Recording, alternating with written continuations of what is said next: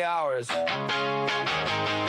every week, and you still don't know.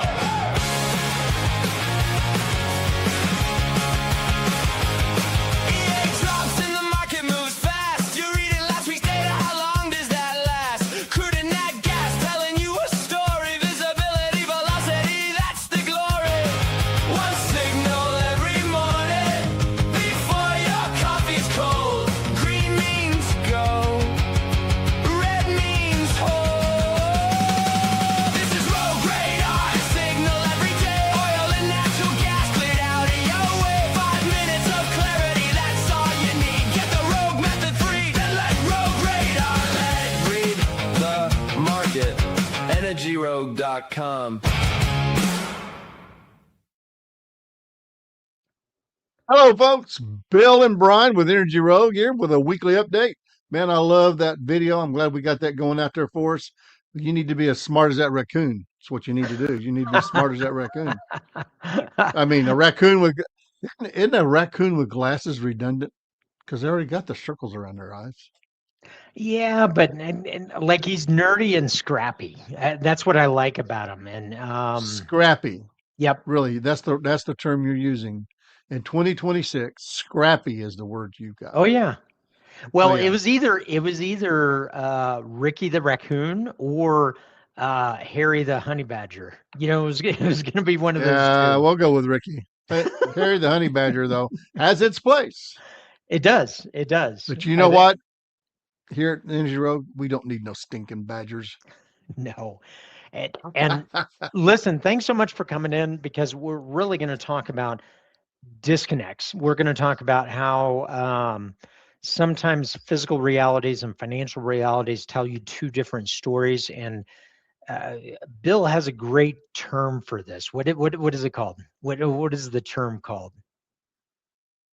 Are you talking about this ain't your grandma's or grandpa's market? No. Or are you talking about headlines? The headline fundamentals. Headline fundamentals. So what we're gonna talk about today is we're gonna talk about the 3 physical oil signals that will prove headlines are wrong, quite frankly. And we're gonna talk about that, because you can think about it this way, that the physical, okay, if you go back to economic school and you have supply and demand, if you have more supply than demand, price theoretically goes down, right? Yes, Isn't that in right? the open market. In an open market. And if you have more demand than supply, what happens to the price? Price goes up. Okay, so that is a physical reality. That is a physical supply and demand. There's a lot of metrics underneath it. Bill and I often geek out on it, and sometimes we're a little too much dialed into one particular variable, because we're constantly looking through the variables to figure out which variable is giving us which signal, because every variable, whether it be stocks, whether it be imports, exports, production, whether it be international, this country, they're all giving you different signals. So it's a matrix of different signals. But when you simplify it, let's simplify the oil market today. There's 3 physical signals: crude oil, stocks, and we're going to focus on the U.S. today. Right. Crude oil, stocks. Well, we're going to focus on the U.S., but we are going to look internationally. OPEC production, and I am including UAE in this, just because it's so new, and it's also impacted by the Strait of Hormuz. Going to include that. And the distillate and gasoline inventories. Let's talk about each one and why they're important, and then we're going to walk through each variable and dissect why that physical signal is giving us a different result than what the headlines or even price is indicating right now. So one of the things, Brian, I learned early on is that correlation does not mean causation. So a lot of times you'll see 2 things happen at the same time and think that's the cause, and that's not necessarily so. So that's what we're always looking deeper, and that's what we're looking at right now. What are the things that are out of sync? And that's what we're always looking for. What's causing the problem? What is out of sync? And that's what we're going to be talking about today. So after sitting on commodity trade desks for 2 to 3 decades, what you find is that there is a physical trading that has supply, demand, and gives price signals, and you have a financial trading that has supply and demand, and that supply and demand is just financial contracts. And what you will see is that we have a pendulum, and that pendulum is sometimes physical is leading financial and it will gravitate back to it. Sometimes financial is leading and will pull it back to that. So that is actually what we look at is this pendulum, because you have to evaluate both signals. People, traders in particular, often take a look at just what the financial is telling us. In other words, NYMEX is $67, $68 today. Well, let's see, we're recording this on the 6th. It's 68.42 today. Well, does that mean what physical barrels are trading at? No, not at all. And in the international market on tankers, it is trading significantly higher than that. So, but let's distill this down to 3 basic signals that are showing a different story than a $68 crude oil. One is crude oil stocks. And if you don't know what those are, it's basically storage for crude oil. And there's 2 categories in the United States that are reported. One is commercial stocks, and the other is the SPR, Strategic Petroleum Reserve. That's what gets a lot of headlines right now. We'll take a look at that in just a second. But why are stocks important, Bill? So they're the battery of the oil field. I mean, basically what you do is that when you're running short in the physical market, you have to go somewhere and get it. So like what we've been doing with the war, we've been running short. Well, we've been meeting that demand out of the stocks slash inventory that had already been stored. And so they were there. That's why you see a lot of times you'll see the SPR being put out there because people say the gas price is too high. So they're trying to control the gas price with the SPR. Our government does that from time to time. So what you've got to do is that whenever the demand has not necessarily gone away, some of it has gone away because if you don't have it, you learn how to do without it if you can. And so that demand, well, and some of it just doesn't come back because they found other alternatives to do that. But for the most part, the crude oil stocks are there to buffet us through the times when the production is down. And so it's required because basically we are um, refining more than we're producing. So here's a it's got to quick come out of stocks example. too. If you have supply on this side and demand on this side, and supply, oh, I'm sorry, I mistakenly did that, drops by 9 million barrels a day, which is roughly where we're at today globally, and demand increases by 1 million barrels a day. This is a fictitious example. The difference between yesterday's market and today's market is 10 million barrels, right? Because you're down 9 million barrels on supply and up 1 million barrels a day on demand. That means 10 million barrels.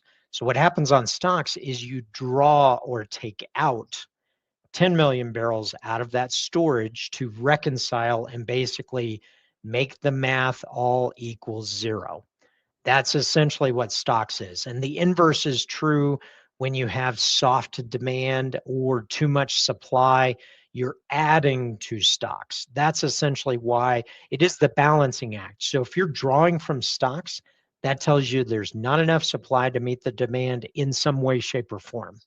You can go down and create a thesis on it, but that's essentially what that means. So it's important to walk away with, if the number is negative, and let's go ahead and take a look at it real quick. So on Rogue Radar, which if you want to find out a little bit more down below, it's $89 a month, and it tells you anything and everything that you want to know about the crude oil and natural gas markets, propane markets, natural gas liquids, refined products, electricity. But let's take a look at it. We've got commercial crude, which we talked about, and we are currently at 408 million barrels in stocks. But what you can see here is versus the 3-year average, we're down 31 million barrels. So that means we've created 31 million barrels versus the 3-year average for this point of the year. Now let's look at SPR, the Strategic Petroleum Reserve. This is the first time I've seen this, the SPR being less than the commercial crude stocks. That's how much we've taken out. So we're currently at 325 million barrels.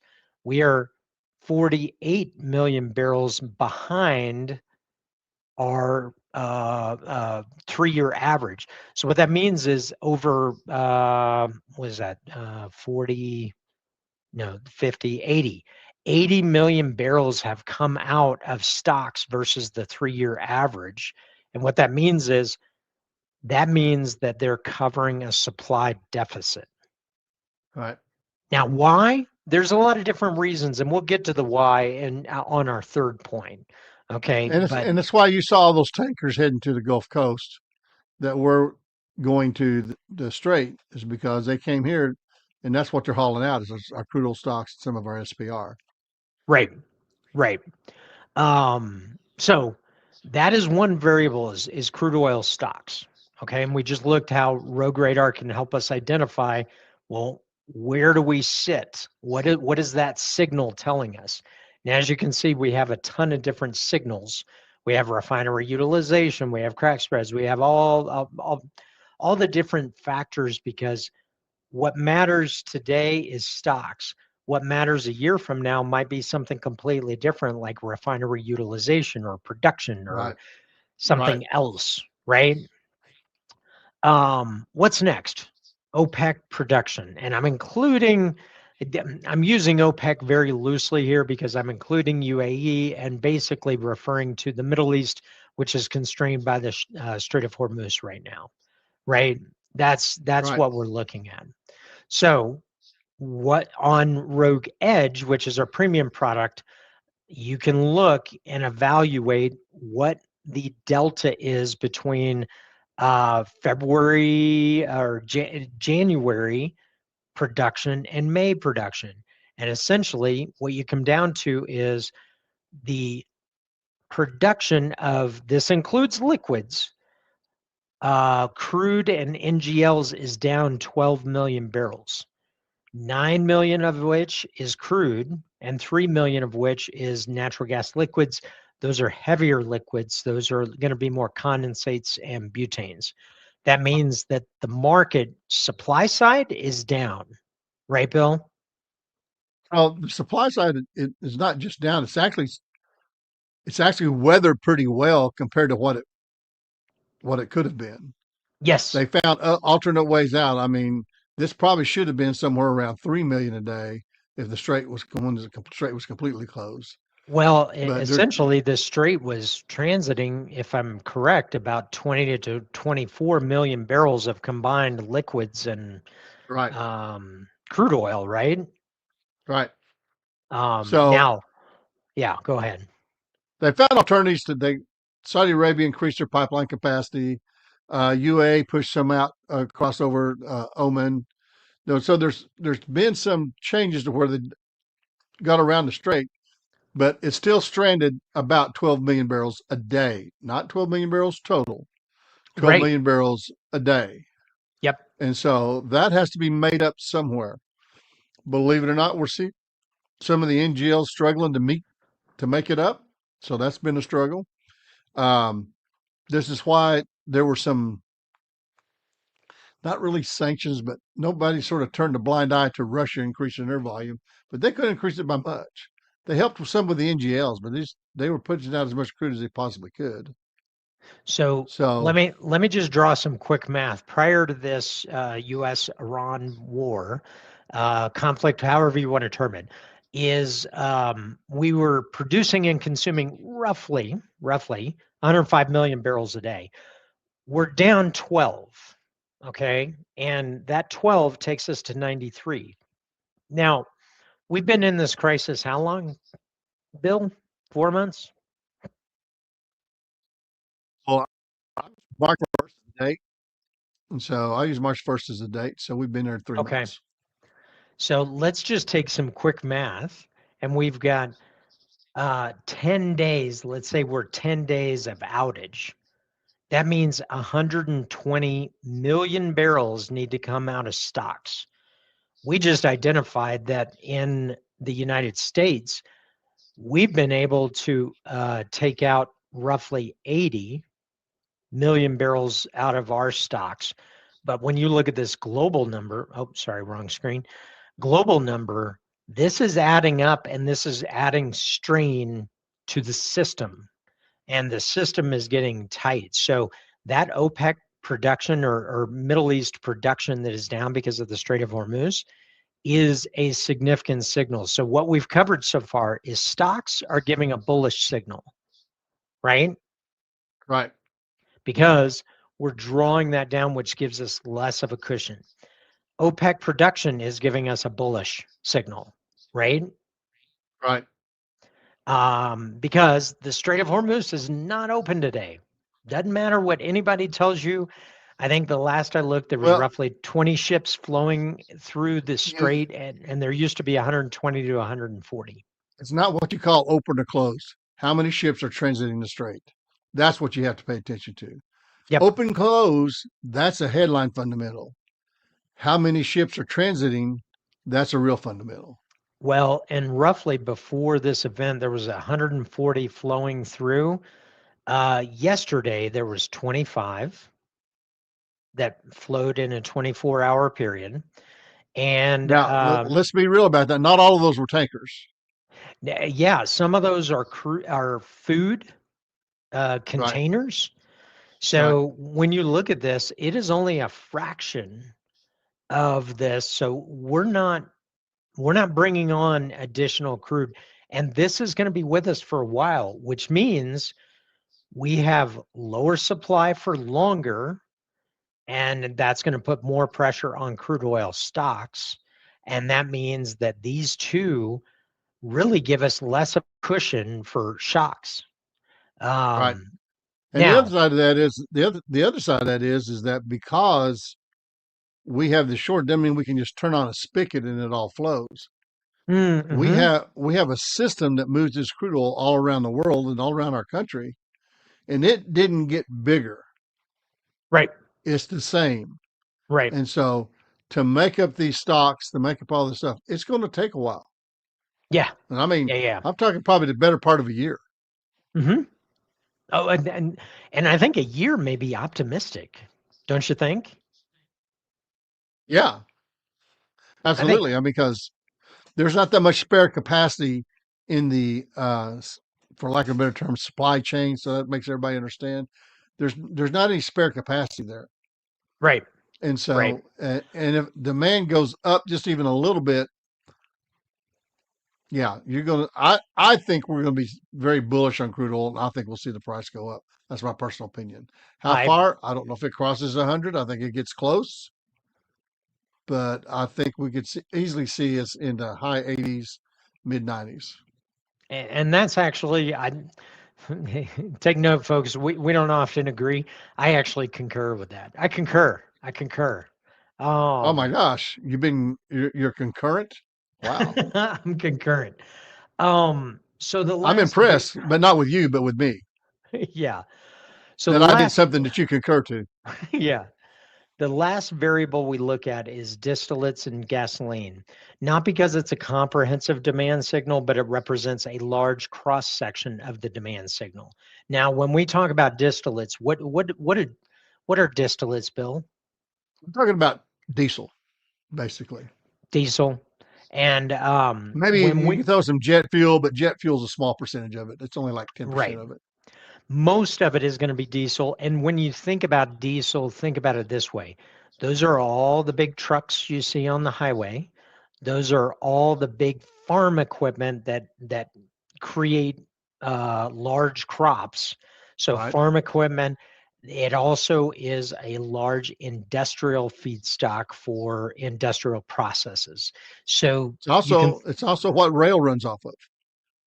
Okay, so rail logistics as well. So you can think about it this way. If distillates are giving you a demand signal or the demand is higher, then you will have likely a lot of industrial growth or the economy as a whole is expanding. You can think about it this way that years ago there was a box company, they manufactured new boxes and they actually became under SEC scrutiny because they could not report how many boxes they were creating because it became a strong indicator on economy expansion or contraction because they were creating boxes for Amazon or whatever. Right. And the more boxes they created, that meant there was more disposable income. That meant that the economy was expanding. So there's a linkage here to distillates. So let's actually look through that. And I'm looking at Rogue Radar. Again, this is only $89 a month. And if your company is impacted by the price of oil, the price of diesel, the price of gasoline, the price of natural gas, you need to be armed with information. And what we did is we took institutional level insight into the energy industry. And instead of making it thousands of dollars a month, $89 a month gives you everything and all the building blocks that you need to understand where we came from on the markets, where we are and where we're going. That's the important part. And that helps you plan your business.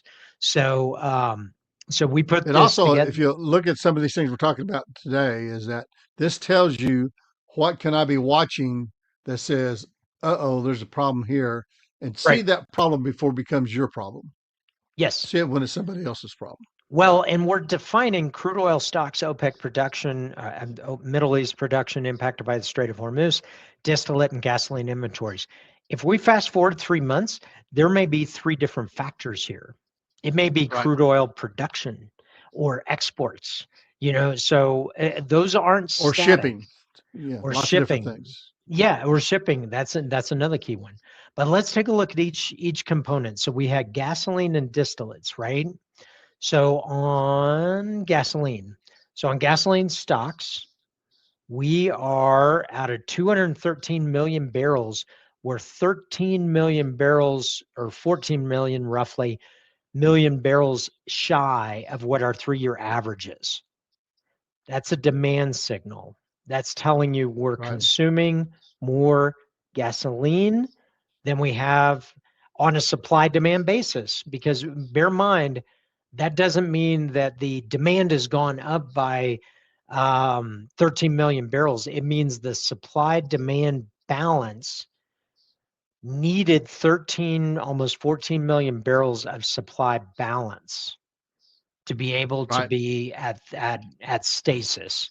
So that is and you got to be careful to look at these at one point because that could be during driving season.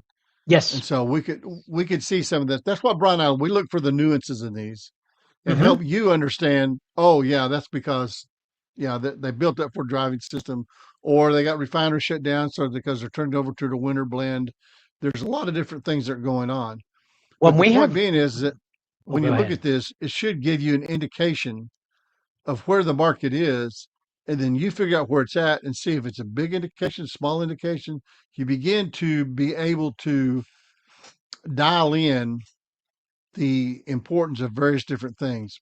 And so gasoline usage is a big factor in refining capacity. So you can also evaluate that on diesel versus regular gasoline so that you can see the delta between the two. Because when you have diesel at a high premium, that means diesel's more in demand.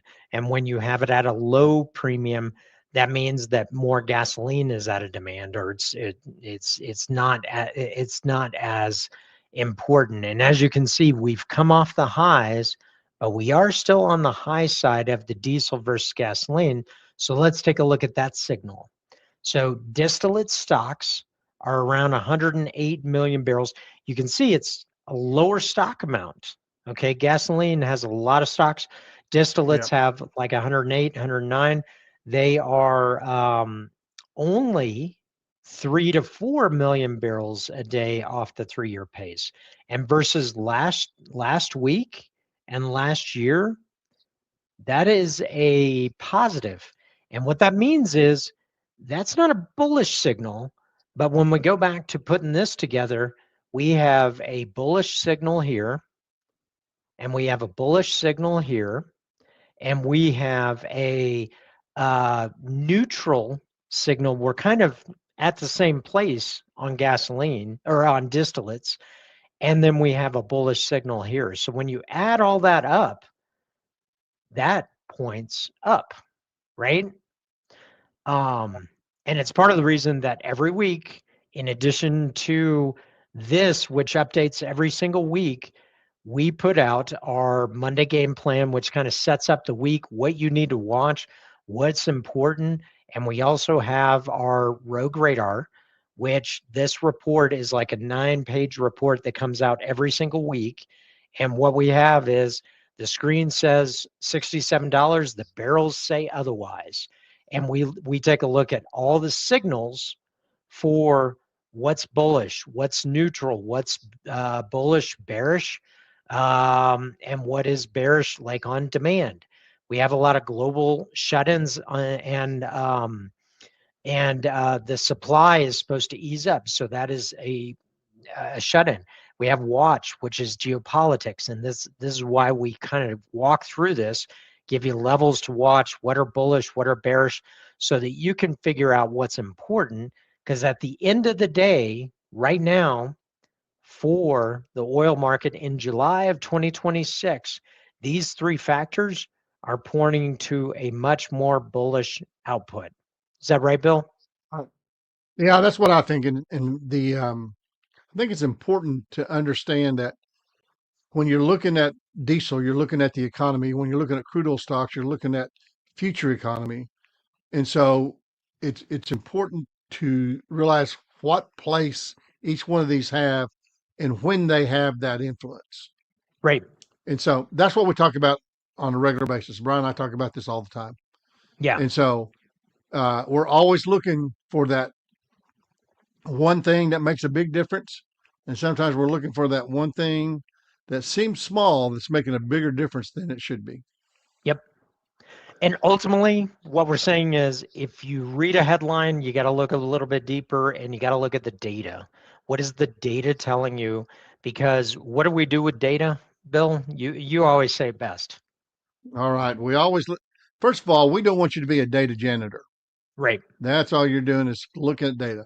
So we take data and we turn it into information. We take information, turn it into strategy. We take strategy and turn it into action. If you're just looking at the data, you don't have the full picture yet. So don't be a data janitor. Yep. So if you buy or sell natural gas, if you buy or sell crude oil, if you buy or sell diesel distillates, if you buy or sell jet fuel, gasoline, fuel oil, also natural gas liquids on the propane, ethane, butane, natural gasoline, and the electricity. Bunker fuel. We have bunker fuel. We have customers from around the globe that focus on those products. They come to us to try and figure out which way is up, because not just looking at where we are doesn't get you there. Where have we come from, where we are, and where we're going? That's what we focus on every single week, because where we're going is built upon where we came from and where we are. That tells you a lot of the key attributes and building blocks. So, so listen, Bill and Brian with Energy Rogue, thank you so much for spending time with us.